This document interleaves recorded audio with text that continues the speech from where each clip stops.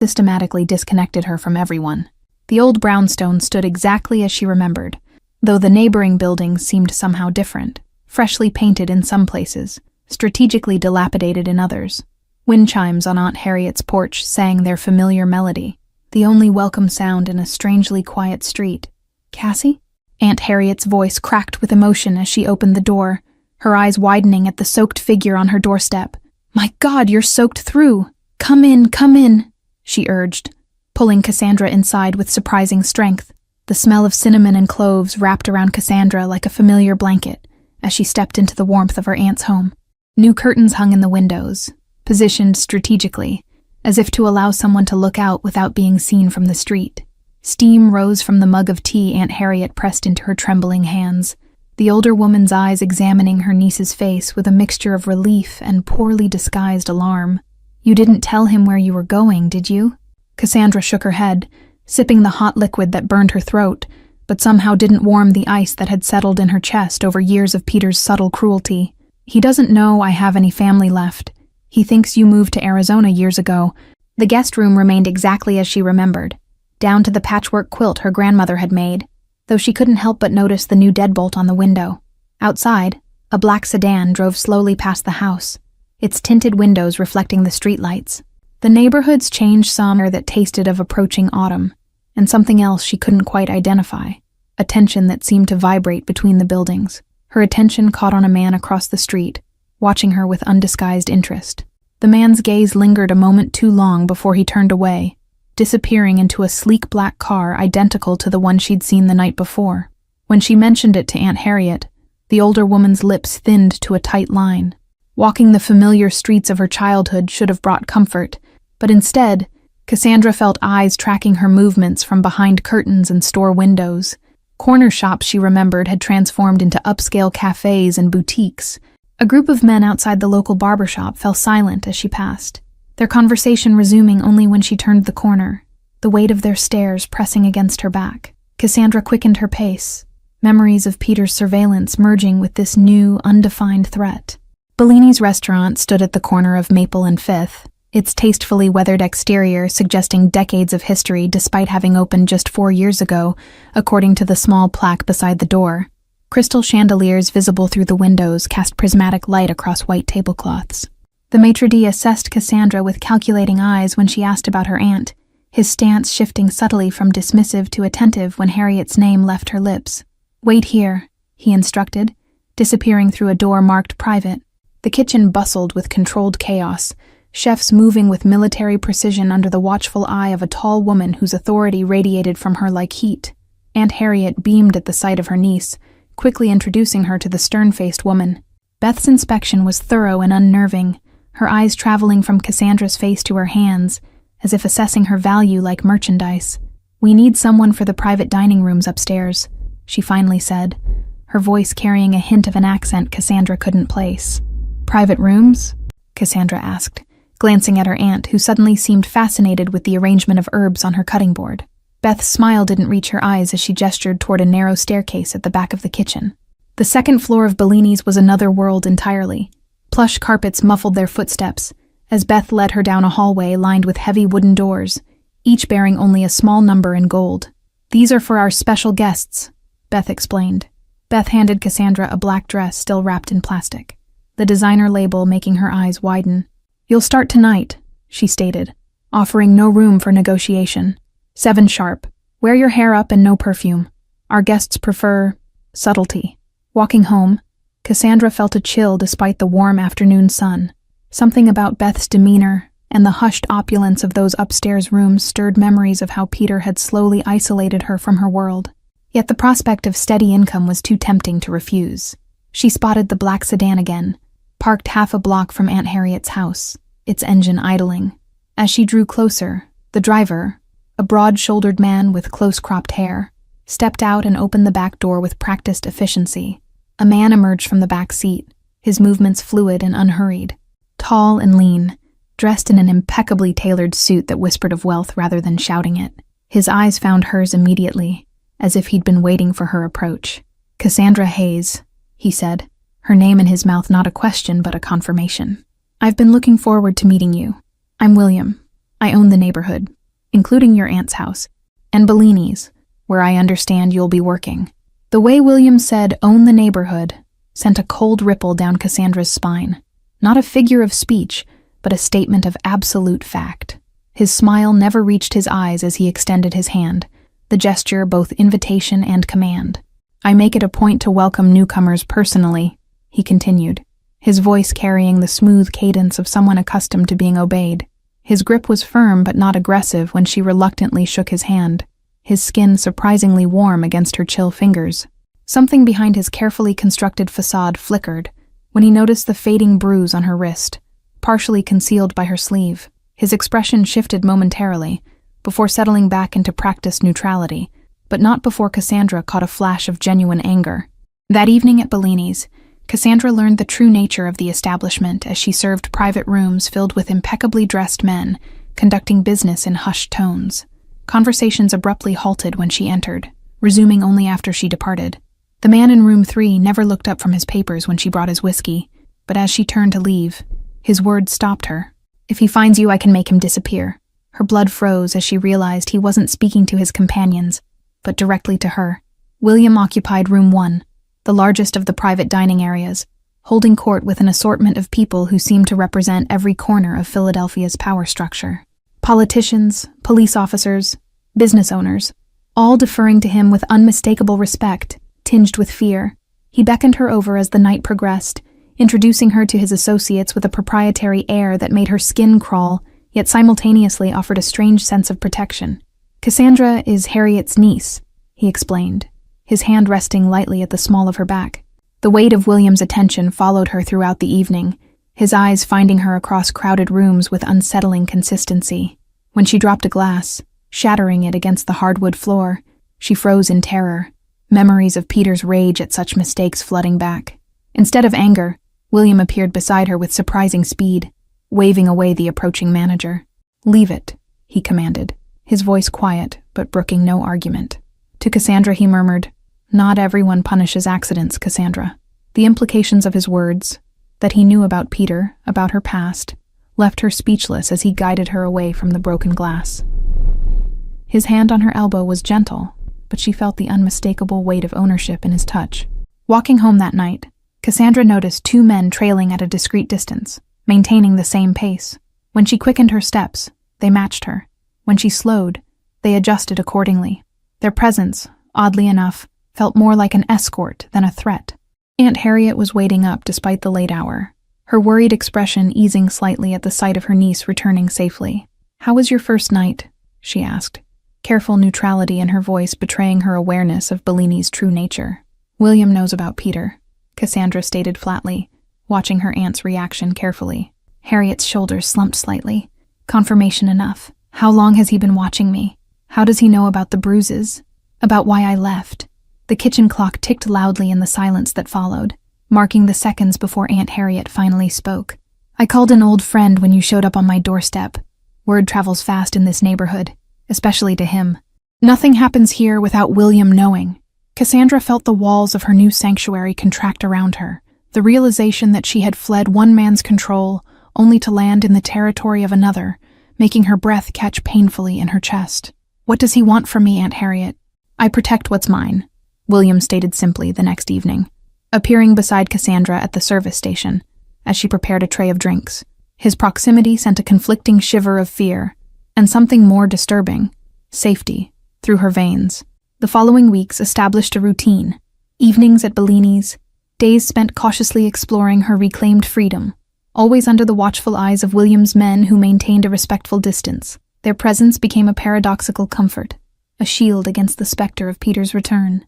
Cassandra learned William's operation through whispered conversations among staff. His control extended beyond this neighborhood into much of Philadelphia's underworld, a complex network of protection rackets, gambling operations, and political influence peddled with calculated precision. No violence unless absolutely necessary. William preferred power through intelligence rather than brute force. His interest in her remained perplexing, manifesting in small ways: a black sedan waiting when rainstorms threatened, anonymous deliveries of books she'd mentioned enjoying, a pair of expensive noise-canceling headphones after she'd flinched at a shattering glass. William watched her reactions to these gifts with the intensity of a scientist observing an experiment. One night, arriving for her shift, she found William in heated discussion with a police captain in the restaurant's back office, their conversation cutting off abruptly when she appeared in the doorway. "Stay after closing," William instructed her, his tone making it clear this wasn't a request. The restaurant emptied gradually, staff performing closing rituals with practiced efficiency until only Cassandra remained, nervously folding linens in the private dining room where William had told her to wait. She startled when he entered, 2 crystal glasses and an amber bottle in hand. "Your ex-boyfriend made inquiries at your old apartment complex yesterday," William announced without preamble, pouring 2 fingers of whiskey, studying her over the rim of his glass. Their conversation shifted unexpectedly as midnight approached, William revealing fragments of himself, raised by a grandmother who cleaned houses in this very neighborhood, education at prestigious schools earned through scholarships, a meteoric rise through Philadelphia's criminal hierarchy. His path to power seemed a deliberate rejection of vulnerability, a lesson Cassandra understood too well. "Why help me?" Cassandra finally asked, the question that had burned in her mind since discovering his surveillance. William's smile contained a rare flash of genuine emotion, a glimpse behind the calculated facade he maintained. "Because you remind me of someone I couldn't save." William's amused respect at her negotiation attempt only reinforced her suspicion that he had already anticipated and accepted these terms. Their new arrangement brought Cassandra into a different level of William's world. The upper office of Bellini's transformed into her workspace, surrounded by legitimate invoices and payroll documents that nonetheless served as cover for more questionable financial movements. Her accounting degree, abandoned when Peter insisted she focus on supporting his career, now proved unexpectedly valuable. As weeks passed, Cassandra recognized the dangerous comfort growing between them, William's protective orbit becoming a space where she felt genuinely secure for the first time in years. The price of this security, her tacit acceptance of his criminal enterprise, seemed increasingly justifiable when balanced against the alternative of facing Peter alone. October brought crisp air and changing leaves to Philadelphia, mirroring the transformation in Cassandra's life as she grew more confident navigating William's complex world.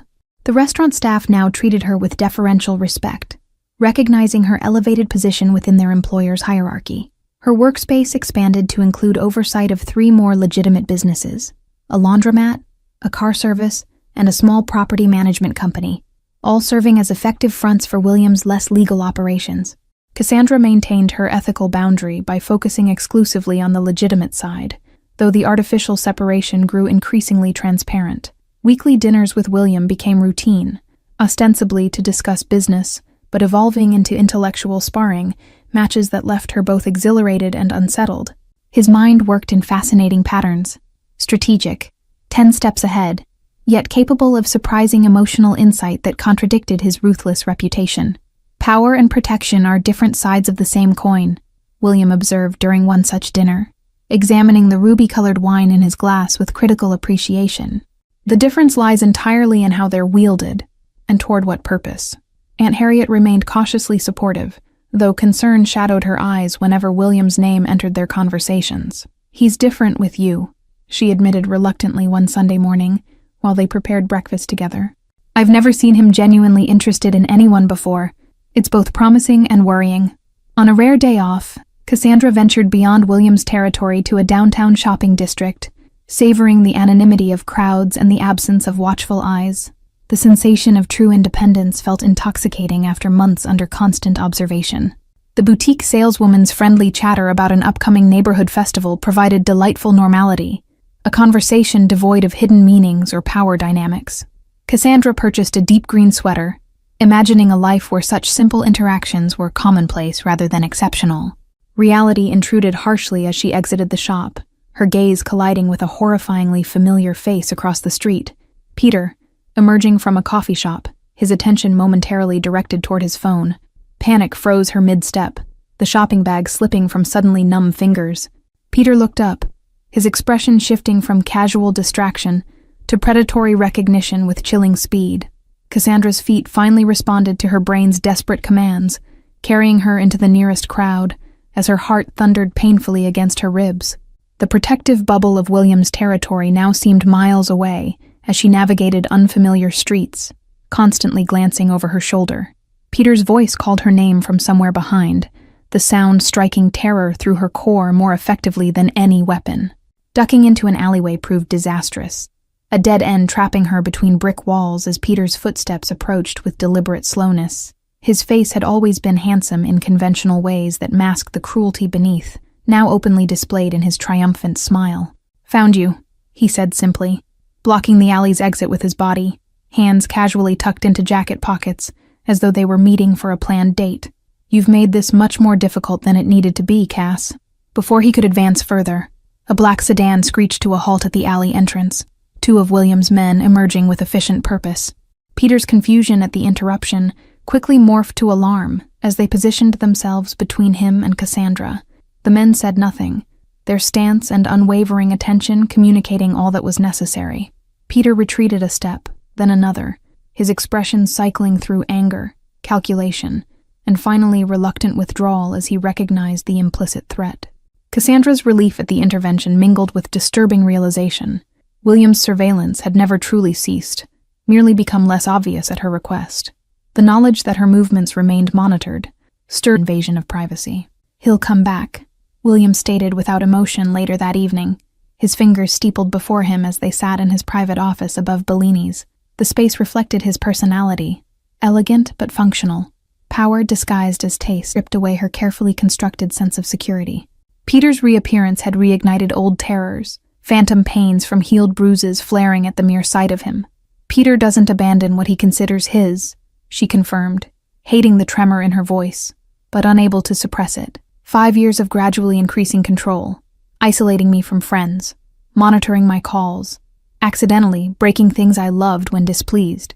William's expression remained neutral, but something dangerous flickered behind his eyes as she recounted Peter's escalating pattern of abuse. His knuckles whitened around his glass when she described the final incident that had prompted her escape. Peter's hands around her throat when she'd received a text from a male co-worker. "I could solve this problem permanently," William offered, the casual tone belying the gravity of what he suggested. "One phone call. He disappears. No questions, no traces." The offer hung in the air between them, tempting in its simplicity, yet terrifying in its implications. Cassandra had entered William's world understanding its boundaries and rules, but this moment represented a threshold. Accepting his solution would make her complicit in whatever fate befell Peter. "No," she finally answered, meeting his gaze steadily. "I won't become what he tried to make me, someone who hurts others to feel safe. There must be another way." William's approval surprised her, a genuine smile warming his usually guarded features as he leaned forward. "There is always another way for those patient enough to find it," he agreed, reaching for a slim folder on his desk. The folder contained detailed documentation of Peter's life since Cassandra's departure. Gambling debts accumulated at establishments connected to William's network, questionable business practices at his accounting firm, evidence of tax improprieties that would interest federal authorities, ammunition gathered without her knowledge for this inevitable confrontation. "Leverage is cleaner than violence," William explained, spreading photographs across the desk showing Peter entering various establishments known for high-stakes poker games. "We apply pressure indirectly until he decides leaving Philadelphia, and you, behind, is his best option." Their strategy took shape over the following days. Careful manipulation of Peter's growing financial troubles, anonymous tips to his employers about ethical concerns, pressure from loan sharks suddenly calling in markers. William orchestrated the campaign with the precision of a chess master, each move designed to incrementally increase Peter's desperation. Cassandra's role remained deliberately minimal. William insisted on keeping her separated from the actual mechanics of their plan, ostensibly to protect her, but perhaps equally to maintain his control over the situation. The power imbalance between them had never felt more pronounced.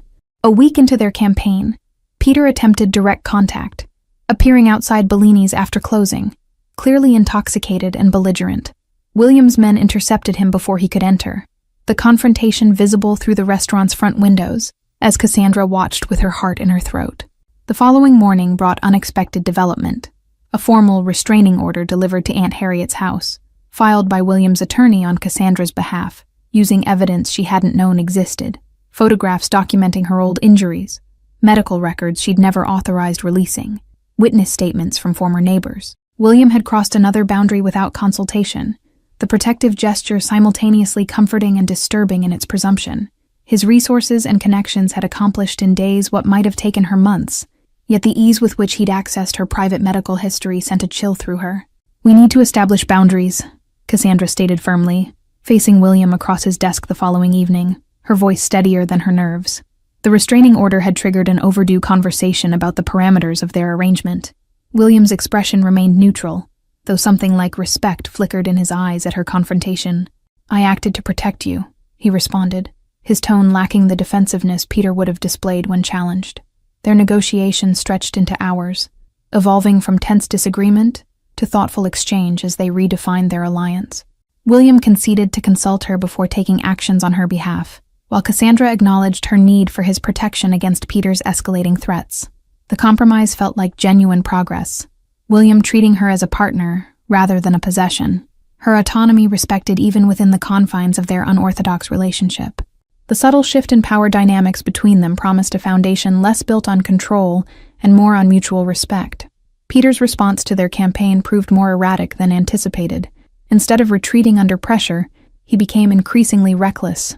Anonymous threats arrived at Aunt Harriet's house, hang-up calls in the middle of night, once a brick through the front window that shattered the early morning silence. William's security detail doubled around both Cassandra and her aunt, the men now openly visible as a deterrent rather than maintaining their previous discretion. The neighborhood residents adjusted to this heightened presence with knowing glances, confirming Cassandra's suspicion that unusual activities were commonplace in William's territory. Cassandra found unexpected solace in her growing friendship with Beth, the stern restaurant manager whose initial coldness had melted into protective camaraderie. During quiet moments between shifts, Beth shared stories of her own escape from an abusive husband in Boston, revealing the network of women William had helped over the years.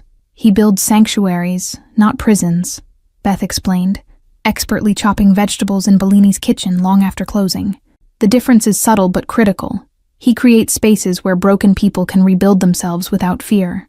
The morning routine Cassandra established reflected her gradual reclamation of normalcy: coffee on Aunt Harriet's porch regardless of weather, financial records organized by color-coded systems, evening walks through designated safe zones within William's territory.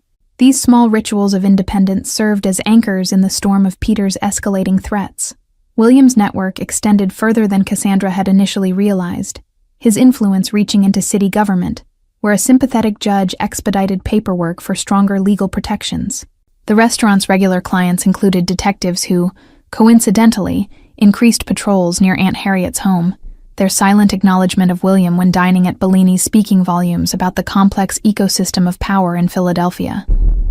On a rare evening off, Cassandra discovered William's private apartment above another of his businesses, a high-end wine shop 3 blocks from Bellini's. Her unexpected visit to discuss a discrepancy in the restaurant's books revealed a side of him carefully concealed from public view. The space contradicted her expectations. Not the ostentatious display of wealth typical of men wielding his kind of power, but rather a sanctuary of understated comfort, filled with books, classical records, and surprisingly skillful charcoal sketches signed with his initials. The artwork depicted Philadelphia streetscapes, including one of Aunt Harriet's house that captured its essence with haunting accuracy. "You draw," Cassandra observed, the revelation of this unexpected talent forcing her to recalibrate her understanding of him yet again. William's shrug conveyed practiced nonchalance, but the careful organization of his art supplies betrayed the importance of this private creative outlet. Their conversation shifted from business to personal history as midnight approached, William revealing fragments of his past previously concealed: his father's imprisonment when he was 12, the grandmother who raised him with strict moral paradoxes, his deliberate choice of criminal enterprise over the corporate world that had rejected him based on his background. The parallels between them emerged with startling clarity, both shaped by people who had tried to control them, both creating elaborate systems of protection against vulnerability. Their connection deepened as they recognized in each other the same careful vigilance against being diminished by others' expectations. Dawn found them still talking, the boundaries between protector and protected, employer and employee, blurring into something far more complicated. When William gently brushed a strand of hair from her face, the gesture contained none of the possessiveness that had characterized Peter's touches, only a question she wasn't yet ready to answer. The strange peace between them shattered 2 days later, when Peter escalated beyond threats to action. Aunt Harriet's car vandalized in the grocery store parking lot, a warning note left on the driver's seat containing details of Cassandra's daily schedule that should have been impossible for him to know. The violation triggered immediate security protocols, William moving both women into secured apartments above Bellini's, his men conducting sweeping investigations that uncovered the unsettling truth. Someone within William's organization had been feeding information to Peter, a betrayal that sent ripples of tension throughout his carefully maintained power structure. William's rage at the discovery manifested not in the explosive violence Cassandra had feared, but in cold, methodical elimination of every possible security breach. The traitor, a recently hired driver with gambling connections to Peter, disappeared without fanfare, the matter handled with disturbing efficiency that served as stark reminder of the world she now inhabited. November arrived with bitter winds that mirrored the increasingly tense atmosphere surrounding Cassandra as Peter's obsession transformed into dangerous fixation. Despite the restraining order, financial pressure, and William's security measures, he persisted with escalating determination. The final provocation came without warning. A small package delivered to Bellini's containing photographs of Cassandra and William together, their expressions captured in moments of unguarded connection. The implicit message required no interpretation. Peter was watching, waiting, planning his retaliation for what he perceived as her betrayal. William's proposed solution remained unchanged, permanent elimination of the threat, but Cassandra continued to resist this final irrevocable step. Making him disappear won't solve the real problem, she argued, pacing the confines of her secured apartment. I'll still be running, just from memories instead of him. Their strategy sessions grew increasingly heated, William's criminal pragmatism clashing with Cassandra's determination to resolve the situation. Without crossing moral lines she still maintained despite her immersion in his world. The impasse between them strained their carefully constructed alliance. I need to face him, Cassandra finally declared, her decision crystallizing after nights of restless deliberation. Not alone, but on my terms. Neutral ground. Witnesses present. Your security nearby, but not visible. William's objections were immediate and vehement, his protective instincts warring with respect for her autonomy. Their argument stretched through the night, perspectives shifting gradually as Cassandra articulated her reasoning. Confrontation as reclamation rather than capitulation, facing her fears instead of allowing them to dictate her choices. By dawn, a compromise emerged. A meeting at a public cafe downtown, legal representatives present to document any restraining order violations. William's security positioned strategically throughout the area. Cassandra would face Peter directly, but with substantial safeguards in place. The cafe had been chosen with strategic precision, owned by a former police officer with connections to William, its layout offering no blind spots or secluded corners where Peter might escalate unobserved. Cassandra memorized the exit routes William's security team had mapped out, the knowledge providing tangible reassurance as she prepared for confrontation. William insisted on driving her himself that morning, an unprecedented departure from his usual delegation of transportation duties. His hands gripped the steering wheel with uncharacteristic tension, his typical composed facade slipping just enough to reveal genuine concern beneath the calculated exterior. You've changed him, Aunt Harriet observed the night before the meeting, helping Cassandra select an outfit that projected confidence rather than vulnerability. In all my years working for William, I've never seen him personally involved in protecting anyone. His empire, yes, but not an individual. The lawyer William provided, a sharp-eyed woman named Gloria, with 20 years of domestic violence case experience, reviewed their strategy one final time before Peter's arrival. Let him incriminate himself, she advised, adjusting the discreet recording equipment. Your strength is in your calmness. It's what he can't predict or control. The message reaching Peter through carefully indirect channels offered what he had demanded since discovering her location. 10 minutes of her time, a chance to speak directly without intermediaries. His eager acceptance confirmed what Cassandra had suspected. His pursuit was driven by the need to re-establish control rather than genuine attachment. The appointed day arrived with glacial slowness, hours stretching as Cassandra prepared herself mentally for the confrontation. William remained uncharacteristically silent at the meeting area. Remember who you are now, he told her quietly as they parted, his hand resting briefly against her cheek in rare public display of affection. It was a table with clear sightlines to all entrances. William's attorney seated at a neighboring table with recording equipment discreetly positioned. Peter's arrival sent a jolt of physical memory through her body, instinctive fear response to his presence that she acknowledged but refused to intensity. "You look different," he observed as he sat across from her, his tone affronts, rather than expressions of autonomy. Cassandra's carefully prepared statements dissolved in that moment of clarity, replaced by simple truth. "I am different, Peter. I'm not yours anymore.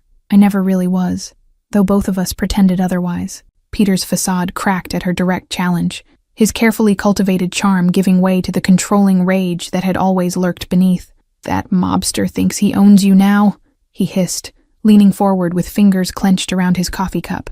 "You've just traded one cage for another." "No one owns me," Cassandra replied, her voice steady despite the adrenaline surging through her veins. "That's what you never understood, the difference between protection and possession, between partnership and control." Peter's expression darkened further, his voice dropping to a dangerous whisper as he detailed his observations of her movements within William's territory. The extent of his surveillance confirmed Cassandra's decision to confront him directly. His obsession would never have faded without this confrontation. "I know about his operation, his businesses, his connections to city officials," Peter continued, desperation evident as he played what he believed was his trump card. "One anonymous tip to federal authorities and his empire collapses, along with anyone connected to his finances. The threat, aimed at her position managing William's legitimate books, might once have terrified her into submission. Now she recognized it as Peter's final attempt to regain control through fear, a tactic that had lost its power once identified. "Everything I manage is legitimate and documented," she responded calmly, though her heart raced. "Report whatever you want. My work will withstand scrutiny, but consider what happens after. William's resources against yours, his connections against your increasingly questionable reputation." The calculated risk in mentioning William's potential retaliation paid off immediately, Peter's expression shifting from aggressive certainty to the first flickers of genuine fear. His research had revealed enough about William's operation to understand the implied threat wasn't empty. The cafe owner appeared beside their table with impeccable timing, ostensibly refilling water glasses while evaluating the tension between them. His casual presence served as subtle reminder that Cassandra wasn't truly alone, the establishment itself part of William's invisible safety network throughout Philadelphia. Peter's fingers drummed an agitated rhythm against the tabletop, his eyes darting toward the exits with increasing frequency as the balance of power shifted perceptibly between them. This reversal, Cassandra composed while he unraveled, represented everything he had feared since her departure, her independence from the control he had meticulously constructed. "I've documented everything," Cassandra continued, sliding a sealed envelope across the table containing copies of dated photographs of her injuries, text messages containing his threats, witness statements from neighbors who had heard his violence. "This stays sealed unless you contact me again. Then copies go to police, your employers, and your family." She recognized the precise moment Peter accepted defeat, a subtle slackening around his eyes, resignation replacing entitlement in his posture. For the first time since meeting him 6 years earlier, Cassandra saw him clearly. Not the charismatic professional who had charmed her initially, nor the monster who had emerged later, but a fundamentally insecure man whose sense of self depended entirely on controlling others. "You have choices, Peter," Cassandra continued, seizing the advantage as his confidence wavered. "Leave Philadelphia, forget my existence, build a new life elsewhere, or continue this pursuit and face consequences from legal channels, professional repercussions, and yes, William's organization." The attorney at the neighboring table shifted slightly, ensuring the recording captured every word of Peter's earlier threats and Cassandra's measured response. This documentary evidence would strengthen the restraining order and provide leverage should Peter attempt further contact. "You think you've won," Peter snarled, his voice rising enough to draw attention from nearby tables. His composure cracked further as he registered the public scrutiny, the witnesses to his increasingly erratic behavior, creating exactly the scenario Cassandra had engineered. His departure came abruptly, chair scraping loudly against floor tiles as he stood, final threats muttered just loudly enough for her to hear before storming toward the exit. The relief of watching him leave flooded through her body like physical warmth after prolonged chill. William's men reported Peter's movements throughout the remainder of the day. Immediate visit to his apartment where he began packing hastily, phone calls to contacts in Chicago, purchase of a train ticket departing that evening. Their confrontation had achieved its purpose, pushing him toward the exit strategy she had carefully laid before him. 3 days passed without incident, then a week. Verification from William's extensive network confirming Peter had indeed relocated to Chicago. His Philadelphia apartment emptied, job resigned, local connections severed. The shadow that had hung over Cassandra's new life gradually dissipated, allowing her to consider her future without the specter of his return. "What happens now?" William asked one evening as they shared dinner on the rooftop garden above his wine shop. The city lights spread before them like earthbound stars. The question encompassed more than just security arrangements, addressing the undefined territory their relationship had entered. Cassandra considered the man across from her, complex, dangerous, protective without possessiveness, his power substantial yet increasingly wielded with her input and consideration. Not a savior or replacement controller, but a partner who respected her boundaries even while maintaining his own. "Now we negotiate new terms," she answered, reaching across the table to take his hand in deliberate gesture of chosen connection, rather than obligation. Equal partners with separate lives that intersect by choice rather than necessity. The future stretched before them, complicated, morally ambiguous, but fundamentally different from the controlled existence she had fled.